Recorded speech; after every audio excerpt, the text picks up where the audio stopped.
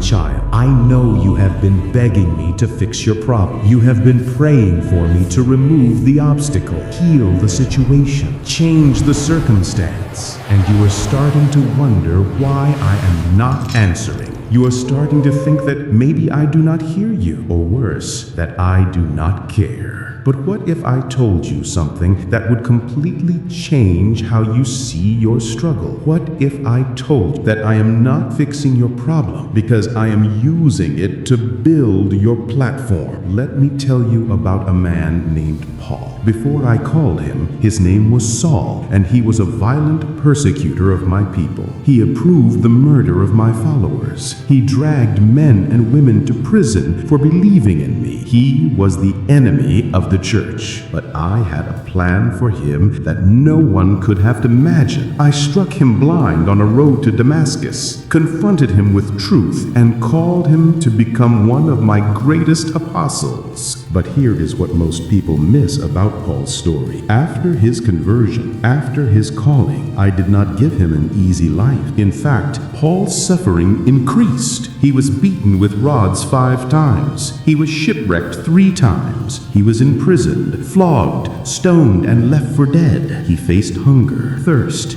danger from enemies, and betrayal from false brothers. And on top of all that physical suffering, I allowed him to have what he called a thorn in the flesh, a constant affliction that tormented him. 3 times Paul begged me to remove it. 3 times I said no. And here is what I told him. My grace is sufficient for you, for my power is made perfect in weakness. Paul did not understand it at first. He wanted the thorn gone. He wanted the suffering to end. But eventually he realized something profound. He said, "Therefore I will boast all the more gladly about my weaknesses, so that Christ's power may rest on me." Paul understood what I need you to understand today. His suffering was not punishment, it was positioning. His pain was not a problem I refused to fix, it was a platform I was building. Because Paul wrote some of his most powerful letters from prison, his chains gave him a captive audience with guards and officials who would have never heard the gospel otherwise. His suffering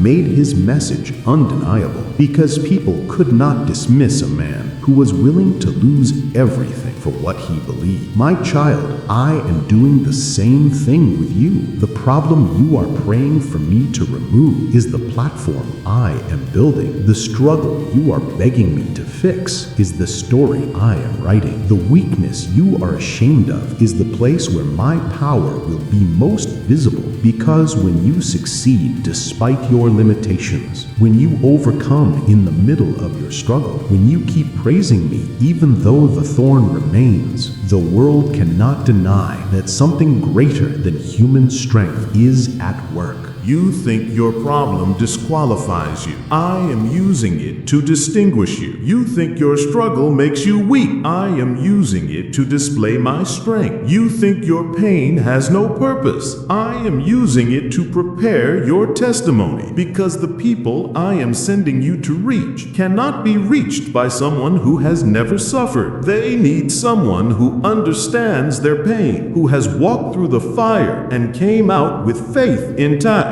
So stop asking me to remove what I am using to refine you. Stop begging me to fix what I am using to position you. Stop seeing your struggle as a setback when I am using it as a setup. Your greatest message will come from your deepest mess. Your most powerful ministry will be born from your greatest misery. Your strongest testimony will emerge from your hardest test. In the next 60 days, I am going to show you why this struggle had to stay. You are going to meet someone who needed to hear from someone exactly like you. Someone who has been through exactly what you have been through. And when you share your story, when you tell them how you trusted me in the middle of the pain, how you kept kept believing, even when I did not remove the thorn, they will be set free. Not because your life is perfect, but because your faith is real. So embrace the platform I am building. Stop hiding your struggle. Stop being ashamed of your weakness. Let my power be made perfect in it. Let your pain become someone else's hope. Let your struggle become someone else's strength. Because I am not fixing your problem. I am using it to build your platform. And when you finally see what I am building, you will thank me for every thorn, every trial, every moment I said no to your request for removal and yes to your purpose. Trust me, your platform is being built, your story is being written, your ministry is being prepared, and your problem is part of the plan.